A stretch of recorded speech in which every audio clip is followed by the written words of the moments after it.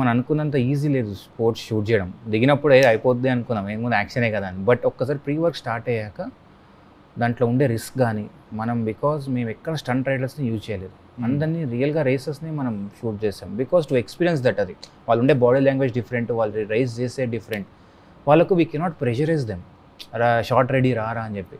And every షార్ట్కి we use to capture 8 cameras. ఒక short అయిపోయాక ఇప్పుడు దాని 8 కెమెరాస్ని అన్మౌంట్ చేసి మళ్ళీ ఇంకో దగ్గరికి వెళ్ళాలంటే మళ్ళీ ఒక 2 hours వర్క్. సో ఇలాంటి ఒక లాజిస్టిక్లో ఈ సినిమాని షూట్ చేసాం. అండ్ యాక్చువల్లీ ఓవర్ 60+ days మేము షూట్ చేసాం ఈ సినిమాకి. అండ్ ఎడిటింగ్ ఇప్పుడు 8 కెమెరాస్ ఒక్క షార్ట్కి పడిందంటే ఇమాజిన్ ఎన్ని మనకు ఫుటేజ్ ఉంటుంది అని.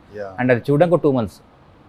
అండ్ అక్కడ మళ్ళీ అది కట్ చేయాలి, రిథమ్గా కట్ చేయాలి, సౌండ్ డిజైన్ పంపాలి, ఆ సౌండ్తో మ్యూజిక్ మ్యాచ్ అవ్వాలి. బికాజ్ బైక్కి సౌండ్కి మ్యాచ్ అవ్వాలి అనుకోండి మ్యూజిక్కి, మీకు ఇరిటేషన్ వస్తుంది థియేటర్స్లో.